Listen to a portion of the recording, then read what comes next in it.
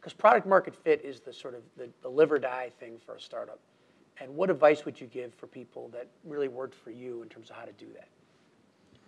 So I think that the search and discovery was the first problem to solve. We were going to the yellow pages. We were looking up what restaurants were in our zip code. It was a terrible way to find restaurants. They wouldn't always deliver to us. So that was the first problem to solve. Very quickly, as we started doing that, we realized what restaurants wanted more than anything was more business. And the easiest way to track it was to actually send them the orders, right? And the original problem was actually mapping delivery areas. Sure, yeah. So the original problem, right. So restaurants don't deliver to a zip code. They deliver to streets. So geocoding the lat long out of an address is actually the technical problem you have to solve, and you have to have a box that represents their delivery boundaries that's in a database somewhere.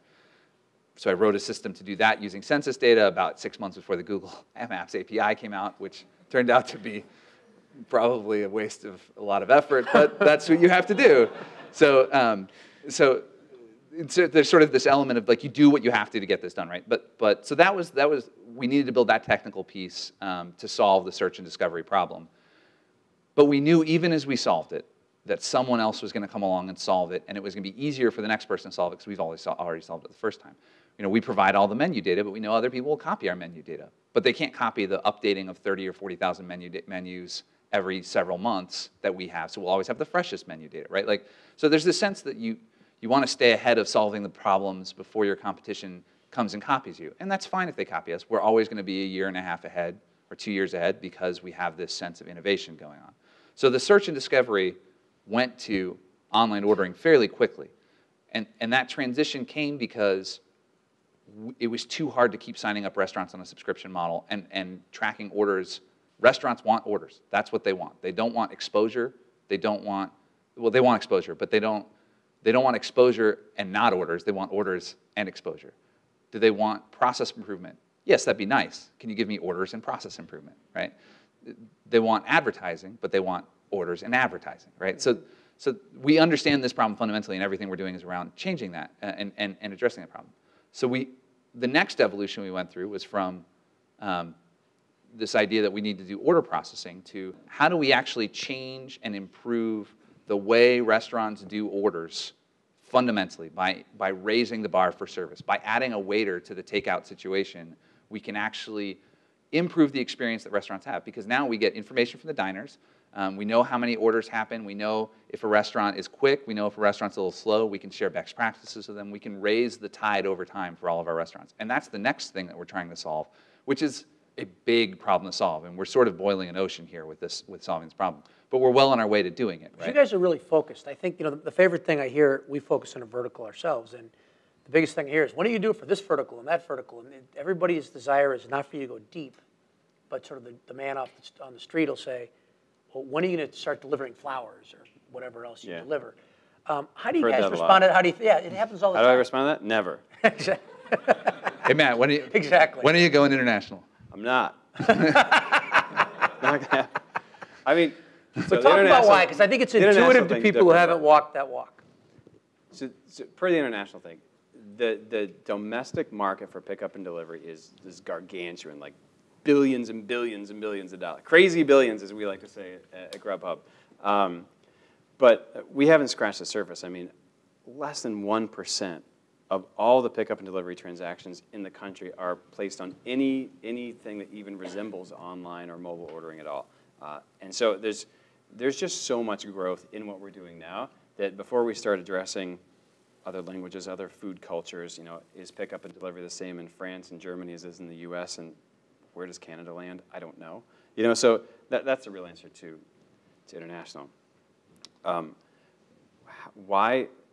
So you want to talk about why do we stay so focused, or how do you stay so focused? I think the response. I think any business that's on. I mean, Mark Andreessen talks about software is eating the world one vertical at a time. You guys are eating a vertical at a time, and a part of it that you're really doing well. What an appropriate verb. That's fantastic. We are eating it. Yes, you are eating it, exactly. But I think that a lot of people who haven't been in it always say, well, so you figured something out, so why don't you go go broadly? Well, we might say that spread yourself thin. I'm going to kind of tie the last two questions and what Mike was saying together, in that what Mike was saying when I was listening to him was we build what the customer wants. And when you talk about product market fit, it's about not being super abstract about this concept of a novel business model and seeing if it works. It's going to your customer, because you're not making any money and you need to make $140 a month apparently to quit your job, and saying, what can I build for you that you're going to pay me $140 for? And so that's what we've done over time. And every time we go back to our customers and say, how can I make this better for you? That's where the order hub came from. We went back to them and we said, how can I make this better for you? And they said, I'm getting so many orders that the fax confirmation call system is like overloading my hourly employees. You guys need to do something better. And so we said, outstanding, let's solve that difficult problem. And so taking all of that effort and that learning that we have in this restaurant space and applying it to florists is absurd. It's just absolutely ridiculous. Matt and I were joking at your launch party the other night where you talk to your customers and you say, so what do you like? And they're like, oh, I love it, it's great, but you need to do these 17 things. And I love it when they tell me there's 17 good. action items. That's different though. That's good because that's our customers. And there's a specific example. We invited a bunch of restaurants to our launch party, the Order Hub device, because we're always involving our restaurants. And I asked him, what else can I do for you? And he had 17 4 things. or 5 things, like literally. It's he great. just starts Awesome. going off That the was list. great. And I was like, it was thank great. you. But I laughed. I'm like, I feel like I'm back at work. Totally get it. It's great. But for That's the our best feedback restaurants, ever. and our diners, that is the question we always end a conversation with is, what one thing can I do for you better? And sometimes the answer we get back is like, oh, we're not going to get to that for another 2 or 3 years. But it's never, we're never going to solve that problem, right? So I think that's graciously responding to those kind of questions about that may not be within your zone is something we didn't learn early on, but that we've learned later with everyone, although we always had that focus with our restaurants. I kind of came back to Mike and I was like, dude, we have no effing idea what we're doing here. I should probably go figure this out. We don't understand accounting. We don't understand taxes. This is obviously a very successful business. Right? This is like mid-2005. So that's the crux of the answer, by the way. So how big are you then? I don't know. 5 people at the time. But the crux of the answer here is I wanted to go figure out accounting and taxes, which is not a great reason to go to really business school. I learned a lot of really good stuff that we were able to apply at Grub Hub in the early years, which were very helpful, and especially the New Venture Challenge process with the booth school was great. Talk about that, because the New Venture Challenge has spawned some great companies. You guys, Braintree, and Steve Kaplan is a really important player in town in the tech community. Talk about what you got out of that and why that was valuable. Well, I'll tell you how it works. So we stood up in front of this large room for, and in the New Venture Challenge, what happens is you have a first presentation and a first presentation at the beginning, second presentation at the end of the class, and then after that second presentation, they let you know who's in the finals. So the first presentation, Mike and I stood up in front of this big room, and we said, we nailed it. This is Grub Hub, ain't it cool, yo? And that was pretty much it. Like, we got about the same response. And we kind of walked off stage, and we're like, wow, that didn't go very well. I don't know why. I don't understand why they didn't get it. Well, you had revenue, so you're like, well, we have revenue. You guys had just revenue, something on paper. but what early entrepreneurs don't understand is it is crystal clear in your mind how you're going to be successful, and nobody else gets it. And you have to be able to communicate that very clearly in simple terms, in not economic terms, but just small words that people understand. Like, you have to be able to communicate the value and the potential of your business, which we were apparently terrible at.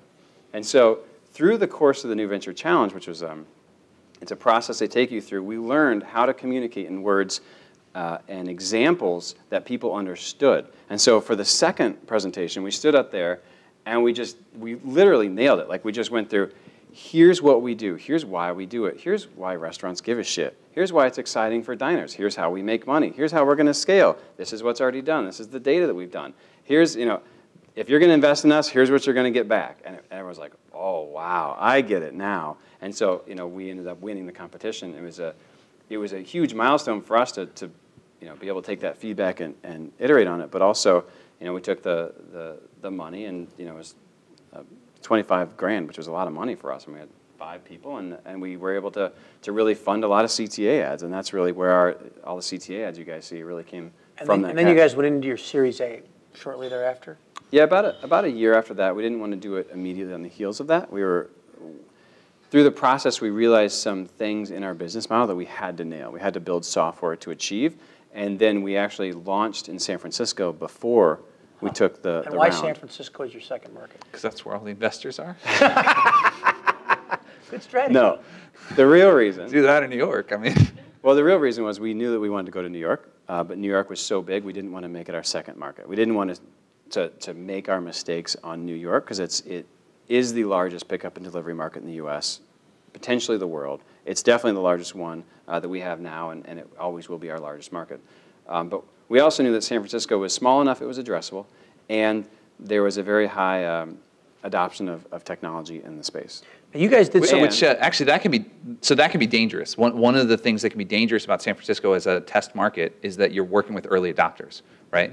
One of the things that was great about starting the product in Chicago was that Chicago has a great cross section of the entire United States in terms of demographics. So if you start a product here and it works with people here, it's going to work across the U.S. If you start a product in downtown San Francisco, it's not necessarily going to translate to the rest of the U.S. So that one of the big advantages is actually starting in Chicago, and then what we were testing in San Francisco was, can we replicate the launch can we build a launch process to replicate what we've already built?